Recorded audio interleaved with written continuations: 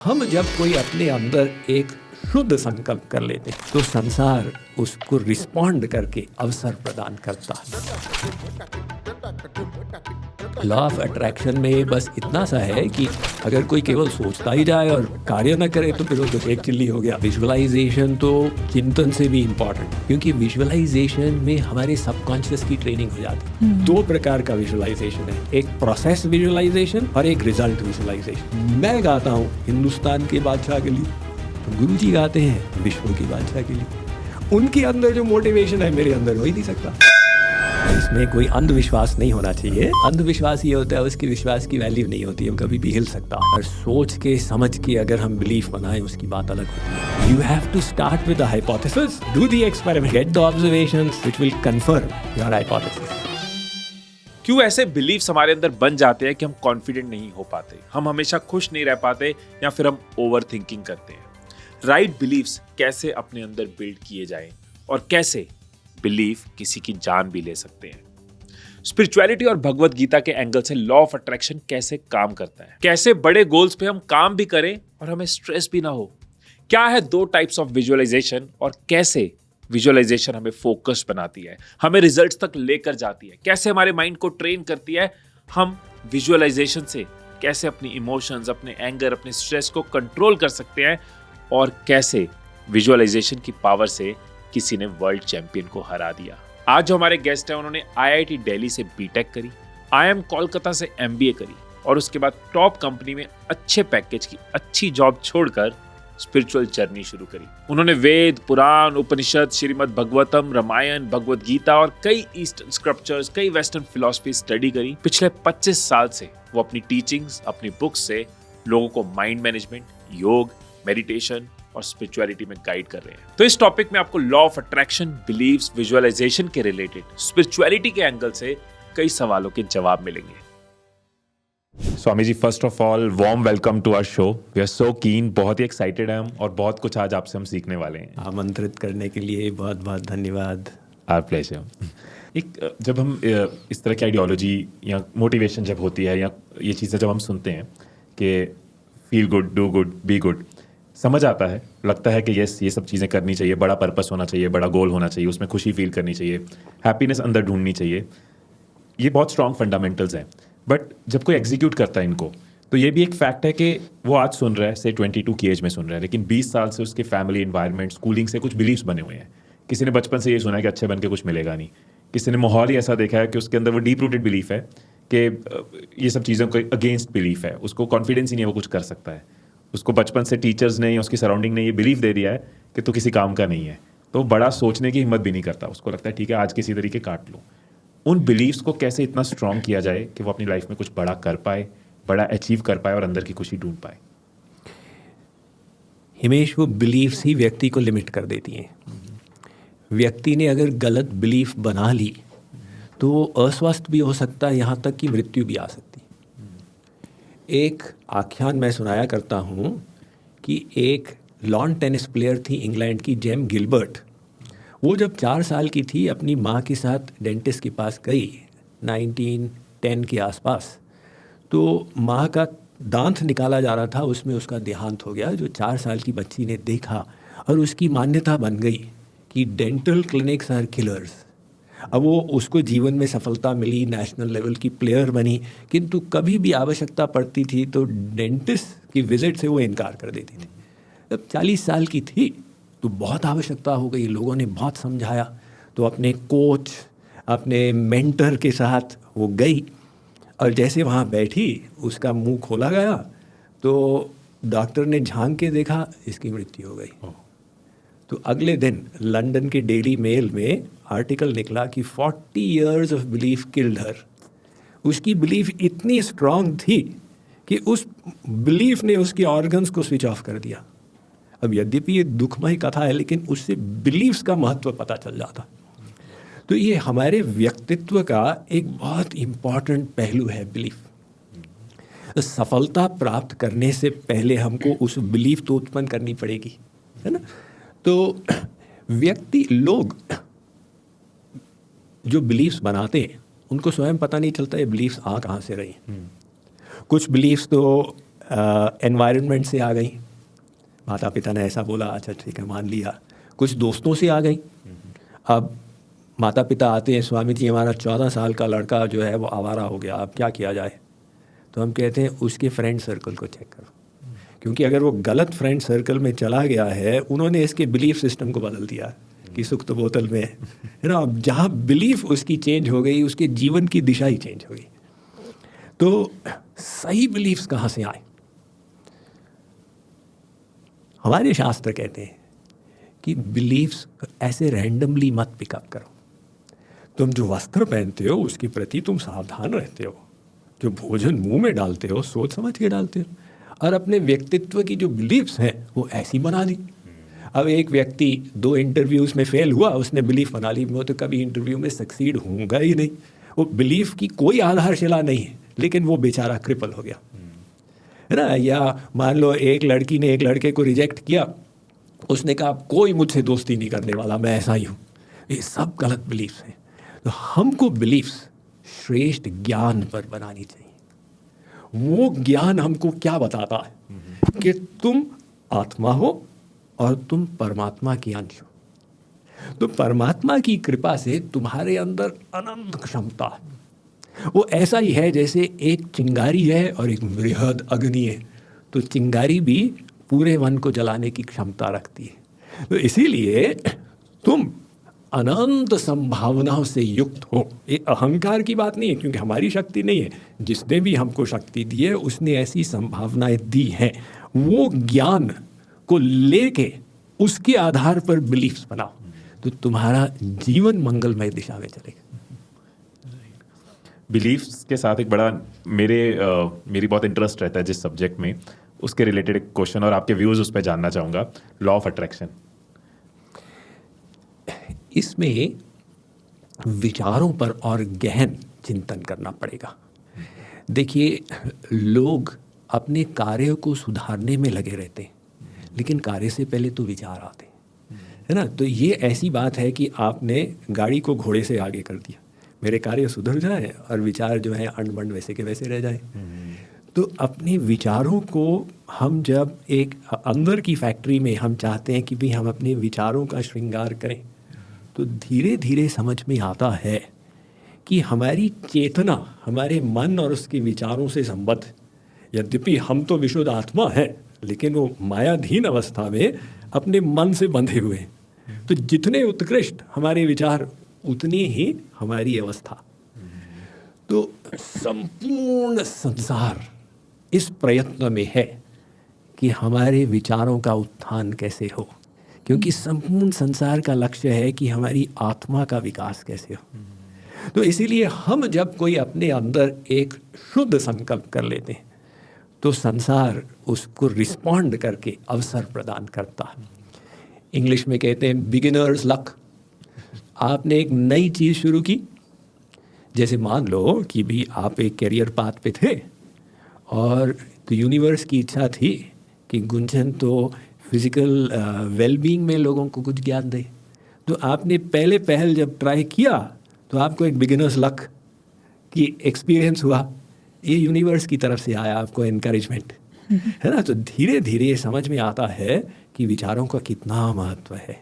और law of attraction में बस इतना सा है कि अगर कोई केवल सोचता ही जाए और कार्य न करे तो फिर वो तो शेख चिल्ली हो गया।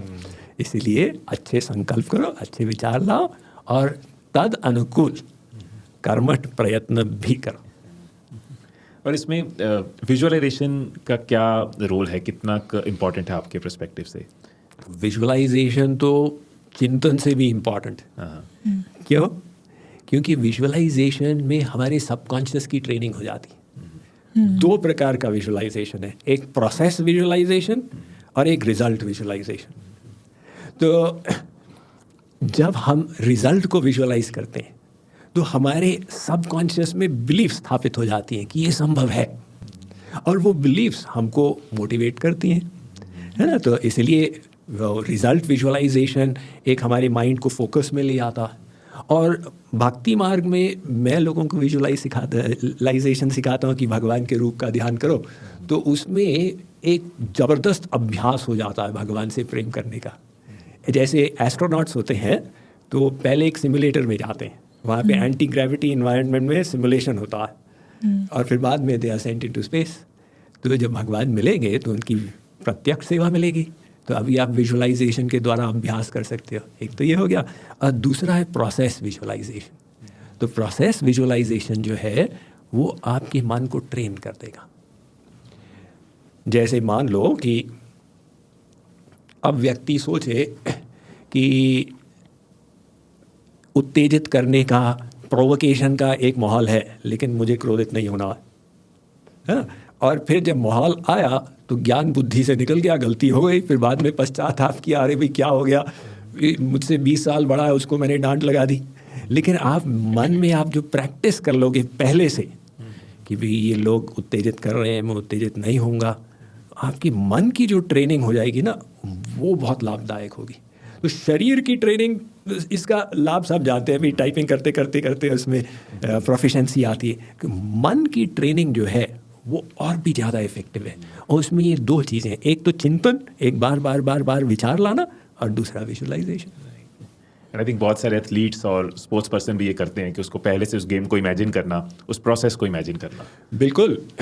तो बहुत सारे ऐसे एग्जाम्पल्स दिए जाते हैं। एक मेरा जो फेवरेट एग्जाम्पल है वो है एक रशिया में यहूदी व्यक्ति था, नेटन शरांस्की। स्पाइंग के आरोप, गलत आरोप पर उसको जेल में डाल दिया गया। अब वो जेल में क्या करे बेचारा, तो स्वस्थ रहने के लिए कुछ ना कुछ एक्सरसाइज तो करता ही था, लेकिन मन को स्वस्थ रखने के लिए वो चेस खेलने लग गया, मेंटल चेस। तो किसके साथ खेले? अब उस समय जो वर्ल्ड चैम्पियन थे कार्पोव या कैस्परोव, उनके साथ वो खेलता था। खेलते खेलते वो फिर जब बिल क्लिंटन प्रेसिडेंट बने तो बिल क्लिंटन की अपील पर रशिया ने उसको रिलीज़ कर दिया और वो जाके इज़राइल में रहने लगा, और इज़राइल में वो कैबिनेट मिनिस्टर भी बन गया। तो एक बार वही वर्ल्ड चैम्पियन आए कैस्परोव, और उन्होंने 5 एग्जीबिशन मैचेस खेले साइमल्टेनियस चेस। तो 4 को तो जीत गए और एक ने उनको हरा दिया, और वो ये था नेटन शरांस्की। तो रिपोर्टर्स ने उनसे पूछा कि भी आपने वर्ल्ड चैंपियन को हरा दिया। उसने कहा कि मैं उसको प्रतिदिन अपने मन में हराता जा रहा था, इसलिए मेरे लिए कोई नई चीज़ थी ही नहीं। तो प्रोसेस का एक विजुअलाइजेशन करने से लाभ हो गया। Awesome. इसमें मे भी मैंने इस कोट को सही ना समझा हो तो आपके थ्रू मैं इसको सही से समझ लूँगी, लेकिन बहुत कॉमनली कहा जाता है कि कर्म कर और फल की इच्छा ना कर। बट जब हम भक्ति भी उस प्रोसेस में कर रहे हैं कि हमें परमात्मा की प्राप्ति हो, हम प्रोसेस को गोल के साथ इमेजिन कर रहे हैं, तो हम फल की इच्छा तो कर रहे हैं। सो क्या फल की इच्छा करनी चाहिए या कर्म ही करना चाहिए और हमें गोल की टेंशन नहीं लेनी चाहिए? देखो हिमेश, जितना भी स्ट्रेस है ना संसार में, वो इसलिए क्योंकि व्यक्ति फल में आसक्ति कर लेता, फल में आसक्ति कर लेता, अटैचमेंट। अब सब लोग कह रहे हैं भी ये स्ट्रेस है, स्ट्रेस है, स्ट्रेस है, ये कैसे जाएगा। तो विद्यार्थी आता है, स्वामी जी बड़े स्ट्रेस में हूँ। क्या बात है? वो कॉम्पिटिटिव एग्ज़ाम आ रहा है 3 महीने बाद, तो बहुत पढ़ाई करनी पड़ती है। हाँ जी स्वामी जी, इसलिए स्ट्रेस है। बिल्कुल बिल्कुल गलत, नहीं है। मैं कहता हूँ पढ़ाई करने से कभी स्ट्रेस नहीं होगा। पढ़ाई करने से तुमको अच्छा लगेगा, अभी मैं अपने समय का सदुपयोग कर रहा हूँ। जितना भी स्ट्रेस हो रहा है वो इसलिए हो रहा है क्योंकि तुमने फल में आसक्ति की हुई है। ऐसा होना चाहिए, ऐसा नहीं होना चाहिए। और श्री कृष्ण ने क्या कहा? कर्मण्येवाधिकारस्ते मा फलेषु कदाचन। देख अर्जुन, तू अपना कर्म सावधानी पूर्वक कर, लेकिन फल में अटैचमेंट मत कर। तो लक्ष्य बनाना, इसमें कोई हर्जा नहीं है। लक्ष्य बनाने से ही तो हम एक इंटेलिजेंट एफर्ट करेंगे, लेकिन लक्ष्य में जब अटैचमेंट कर देंगे तो हम परेशान होंगे। वो चाहे आध्यात्मिक लक्ष्य हो, चाहे भौतिक लक्ष्य हो। तो गीता कहती है कि भी देखो, वो रिजल्ट तुम्हारे हाथ में है ही नहीं। रिजल्ट तो कई कारणों से आ सकते हैं, आपकी पूर्व कर्म, दूसरों का प्रयत्न। अब 4 लोग गए इंटरव्यू के लिए, तो एक को सिलेक्ट करना है, तो ऐसा तो है नहीं कि भी तुम्हारे हाथ में ये बाकी कैंडिडेट्स कैसे, इस पर भी डिपेंड होगा, है ना। तो हमारे हाथ में एक ही चीज़ है, हमारा प्रयत्न। बस उस पर हम ध्यान दें अधिक से अधिक, और फल को भगवान के चरणों में छोड़ दें। वो जैसा चाहेंगे वैसा हो जाएगा। तो we will live in the present, क्योंकि हम ऐसा, बल्कि हमारा जो प्रयत्न है पहले से भी अच्छा होगा, क्योंकि माइंड जो है वो डाइवर्ट नहीं होगा ना, और ऑटोमेटिकली जितना भी स्ट्रेस है सारे का सारा गायब हो जाएगा। तो इसलिए फल की चिंता ना कर, इच्छा थोड़ी बहुत कर लेगा। देखो चिंता तो बाद में आएगी, उससे पहले अटैचमेंट आएगा, ऐसा होना चाहिए। अब वो अटैचमेंट को अगर हम छोड़ दें तो वो अब फिर आप कहोगे कि स्वामी जी अटैचमेंट को कैसे छोड़ें, ये तो कहना आसान है करना कठिन है। वो छोड़ने के लिए अंदर से जब समझ में आ जाए कि मैं भोक्ता नहीं हूँ, मैं तो सेवक हूँ, मेरा काम है कार्य करना उनकी खुशी के लिए, तो ये फल के भोक्ता वो है, मैं जो भी कर रहा हूँ उसके भोक्ता वो है। तो जब उनकी खुशी के लिए कर रहे हैं तो मेरा अपने इसमें अटैचमेंट नहीं है, चाहे अच्छा हो चाहे बुरा हो, तो फिर व्यक्ति वो अनासक्त हो जाता है। उसके साथ ही फिर नया एक और सिद्धांत आ जाता है, कर्म योग। ये बहुत बढ़िया सिद्धांत है हमारे दर्शन शास्त्रों का, विश्व में कहीं नहीं है।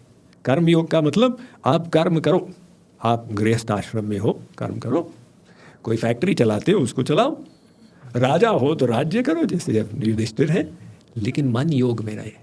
इसका मतलब मन में चिंता शोक टेंशन भय कुछ भी नहीं, मन भगवान से जुड़ा हुआ है। तो दोनों चीज़ें एक साथ हो जाए। ऐसा नहीं कि भाई हमको बैठ के 1 घंटा योग करना है। अब गीता कहती है सर्वेषु कालेषु, हर समय अर्जुन तुम योग में रहो। हर समय कैसे रहेंगे? अगर हम कर्म करते हुए मन को प्रेम युक्त भगवान में लगाए रखेंगे तो ऑटोमेटिकली फल में भी आसक्ति नहीं होगी, हम प्रेम पूर्वक करेंगे भी, और इस भाव से करेंगे कि ये उनकी खुशी के लिए हो रहा है। तो मैं इसमें एक उदाहरण मुझे बहुत प्रिय है। अकबर के दरबार में नवरत्नों में एक था तानसेन। तो तानसेन से एक दिन अकबर ने पूछा कि तुम इतना बढ़िया गाते हो, तुम्हारे गुरु कौन है? तुम्हारे कोई गुरु हो सकते हैं क्या संगीत में? तो तानसेन ने कहा वो स्वामी हरिदास हैं। एक स्वामी हरिदास हुए उस समय के, वृंदावन में आज भी वहाँ पे निधिवन में उनकी भजन कुटी समाधि है। तो वो स्वामी हरिदास हैं। अकबर ने उनको बुलाओ, हम भी मिले उनसे।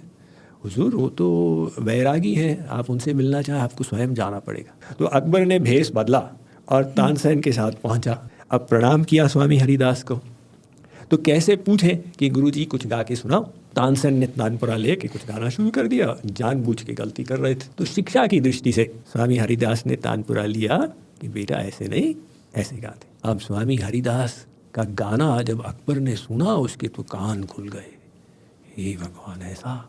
तो वापस जा रहे थे तो अकबर ने कहा तानसेन तुम्हारे गुरु जैसा गाते हैं, तुम ऐसा क्यों नहीं गा सकते? अब देखिए क्वेश्चन उल्टा हो गया ना, पहले कह रहे थे तुम्हारा कोई गुरु हो सकता है, अब कहते हैं तुम अपने गुरु के जैसा क्यों नहीं गा सकते हो? तानसेन ने बड़ा सटीक उत्तर दिया। तानसेन ने कहा हुजूर उसका कारण तो स्पष्ट होना चाहिए था, मैं गाता हूँ हिंदुस्तान के बादशाह के लिए, गुरु जी गाते हैं विश्व के बादशाह के लिए।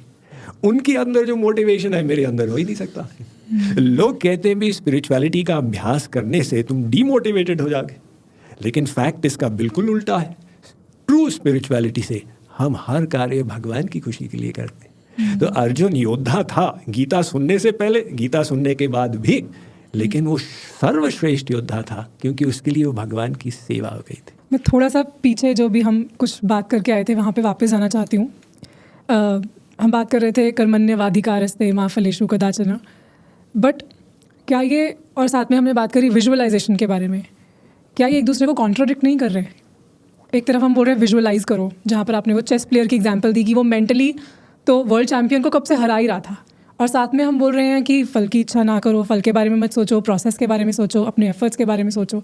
तो ये दोनों चीज़ें तो आपस में कहीं ना कहीं बिल्कुल गुंजन, ये जो प्रश्न है कई लोगों के मन में उठता है, और इसमें कॉन्ट्रडिक्शन जो अपेरेंट आती है वो यही है कि एक तरफ बोल रहे हैं कि तुम गोल में अटैचमेंट मत करो, और दूसरी तरफ हम गोल का अभ्यास कर रहे हैं, विजुअलाइजेशन कर रहे हैं। तो अंतर यही है कि कार्य बंद नहीं करना है, उसमें अटैचमेंट जो है, फल में जो आसक्ति है उसको त्यागना।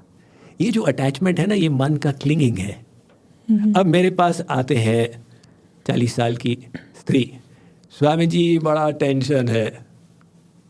क्यों? बच्चों के कारण है। अरे आपको कैसे पता चला? अरे भाई मैं 40 साल से स्पिरिचुअल टीचर हूँ। हाँ स्वामी जी आप बात तो सही कहते हैं, बच्चों के कारण मुझे बहुत टेंशन हो रहा है। मैं पूछता अच्छा देवी जी आप करती क्या हैं? स्वामी जी मैं टीचर हूँ। तो टीचर हैं, कितने बच्चों की देखभाल करते हैं? 40 बच्चों की। तो 40 बच्चों की देखभाल में आपको टेंशन नहीं होता है, तो आप क्या लापरवाही करते हैं? नहीं नहीं मुझे स्टेट अवार्ड मिला, अच्छी टीचर हूँ। 40 बच्चों की आप देखभाल कर पाते हैं बिना टेंशन के, और घर में एक दो है पप्पू टिंकू और उनकी देखभाल में टेंशन हो रहा है। क्यों? वो टेंशन कराने वाला है अटैचमेंट, है ना? तो वो अटैचमेंट को व्यक्ति छोड़ दे। ये ज्ञान मार्ग, और मैं जो मार्ग में की शिक्षा देता हूँ भक्ति मार्ग, उसमें बस केवल छोड़ना नहीं है, उसमें भगवान की ओर मोड़ देना है। भगवान में अटैचमेंट कर लो तो ये कर्म हो गया, योग हो गया। तो आपकी बेसिकली खुशी गम उसके अचीवमेंट नॉन अचीवमेंट से लिंक ना हो, आप हर रोज अपना कर्म करते जाओ। गोल है लेकिन उससे अटैच्ड नहीं हो कि वो नहीं मिला तो जिंदगी खराब है, मिल गया तो जिंदगी अच्छी है, वो अटैचमेंट नहीं होनी चाहिए। बिल्कुल। यहाँ पे एक जो मैं एक्सपीरियंस करता हूँ, और मैं अपना एक पर्सनल थॉट आपसे शेयर कर रहा हूँ कि मैं सर झुकाता हूँ मंदिर में, गुरुद्वारे में। मैं हर रोज़ जब गुंजन आरती करती है तो मैं भी साथ खड़ा हो जाता हूँ और मेडिटेट करता हूँ। कोई मतलब बिलीव करता हूँ कि अच्छी चीज़ें, एथिक्स स्ट्रांग होने चाहिए, और वही प्रीच भी करता हूँ, टीच भी करता हूँ। लेकिन इंटरनली क्योंकि मैंने कभी देखा नहीं है भगवान को, परमात्मा को, तो मुझे ऐसा क्लियर कन्विक्शन नहीं होती कि ऊपर कोई है। मैं चाहता हूँ कि हो, बिकॉज आई साइकोलॉजिकली बिलीव के हायर पावर की वजह से हम अनलिमिटेड चीज़ें कर जाते हैं, अनबिलीवेबल चीज़ें कर जाते हैं। लेकिन technically what I have not seen I can't believe it. तो बट इच्छा भी है, मैं नास्तिक नहीं हूँ कि I don't want to believe in God, but internally मेरा ऐसा होता है कि yes I believe in higher power, but I don't know if higher power exist और नॉट। बिल्कुल। तो नहीं, इसमें कोई अंधविश्वास नहीं होना चाहिए, है ना? जो अंधविश्वास ये होता है उसके विश्वास की वैल्यू नहीं होती है, वो कभी भी हिल सकता है। और सोच के समझ के अगर हम बिलीफ बनाएं उसकी बात अलग होती है। देखो, जब गॉड है या नहीं है का प्रश्न आता है तो हमारे भारतीय संस्कृति में 3 प्रमाण बताए गए। एक तो प्रत्यक्ष, जिस चीज़ को देख सकते हो उसको मानो। तो बहुत सारी चीज़ें हम देख ही नहीं सकते। अगर प्रधानमंत्री कहे मैं जिस चीज़ को देख रहा हूँ उसी को मानूंगा, तो फिर वो इतने बड़े देश पर शासन कैसे करेगा, है ना? तो दूसरा प्रमाण आता है अनुमान प्रमाण। एक चीज़ से दूसरी चीज़ का अनुमान लगाना। जैसे इस तार में बिजली है, अब आप बिजली को देख नहीं सकते, किंतु आप जो आवाज़ सुनते हो आपको पता चल जाता है हाँ भाई बिजली है। तो एक चीज़ से दूसरी चीज़ का अनुमान लगा ली। ऐसे ही उस सुप्रीम पावर को अभी देखा नहीं, लेकिन उसका बनाया हुआ इतना विचित्र संसार, उसको तो हम देख सकते हैं, है ना? तो इसके बारे में मैं एक स्टोरी बोलता हूँ। एक न्यूटन के सब जानते ही हैं। तो न्यूटन यद्यपि इतने बड़े इतिहास के सबसे बड़े वैज्ञानिक, क्योंकि उन्होंने तो विज्ञान का द्वार खोला, लेकिन वो भगवान को मानता था और उसके लिए विज्ञान एक माध्यम था कि भाई संसार कैसा विचित्र है, उसको समझने से भक्ति बढ़ती है। उसका एक फेलो वैज्ञानिक वो भगवान को नहीं मानता था। तो एक दिन न्यूटन ने कहा चलो इसको हम बोध कराते हैं। एक सौर मंडल का एक छोटा सा नमूना बना दिया। अब there was the sun and the planets rotating around, in that time it was a big thing. तो दोस्त आया, उसने कहा भाई वाह ये किसने बनाया? न्यूटन ने कहा किसी ने तो नहीं बनाया। ऐसा कैसे किसी ने नहीं बनाया? न्यूटन ने कहा मैं तो अपने टेबल पे काम कर रहा था, एक धमाका हुआ, एक बैंग, मैंने देखा ये बन गया था। दोस्त ने कहा भाई किसको बुद्धू बनाते हो, ये बैंग से थोड़ी बनेगा। तो न्यूटन ने कहा देखो तुम मानने को तैयार नहीं हो कि एक सौर मंडल का छोटा सा नमूना ऑटोमेटिक बन गया, और तुम ये मुझे बताते हो कि असली संसार ऑटोमेटिक बन गया, है ना? तो इसको अगर किसी ने बनाया तो उसको भी किसी ने बनाया होगा। तो ये अनुमान। और तीसरा होता है शब्द प्रमाण। शब्द प्रमाण क्या है कि एक हायर सोर्स से हमको नॉलेज मिल गया। जैसे आपने इंजीनियरिंग किया था, गुंजन ने किया था, तो इंजीनियरिंग में इतने सारे लॉज वगैरह आपको पढ़ाए गए। अब आपने हर लॉ को एक्सपेरिमेंट तो किया नहीं, आपको एक हायर सोर्स से मिला, आपने उसको स्वीकार कर लिया, है ना? तो ये हायर सोर्स से हम ईजिली एक्सेस करके और नॉलेज को प्राप्त कर लेते हैं। इसी प्रकार से यहाँ पर हायर सोर्स हैं वो सेक्रेड बुक्स, दिव्य ग्रंथ, और वो संत। हमारे भारतवर्ष में कितने संत हुए, तो वो संत लोग जिन्होंने भगवान को देखा और वो ग्रंथ जहाँ लिखा हुआ है उसको हम आधार बनाए, तो हम कहते हैं चलो ठीक है, फिर विश्वास कर लेते हैं। और अगर आप कहें भी मुझे प्रमाण चाहिए तो प्रमाण भी मिल जाएगा। वो प्रमाण कैसे? शास्त्र कहते हैं तुम अपने अंतःकरण को शुद्ध करो तो तुम भी भगवान को देख लोगे। अब उसके लिए कोई तैयार हो ना और कहे मुझे आज ही भगवान को देख रहे हैं, नहीं देख सकता तो भगवान नहीं, तो फिर वो तो एक दुराग्रह हो जाता।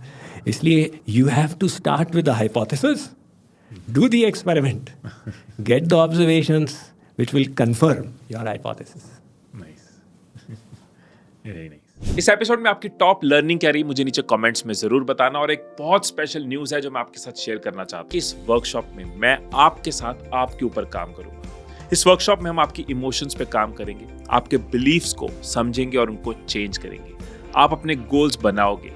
8 घंटे की इस ट्रेनिंग में आपकी कंफ्यूजन्स क्लैरिटी में बदलेंगी, आपका फियर कॉन्फिडेंस में बदलेगा और आप अपने रिलेशंस में, फाइनेंस में और करियर में ज्यादा ग्रो कर पाओगे।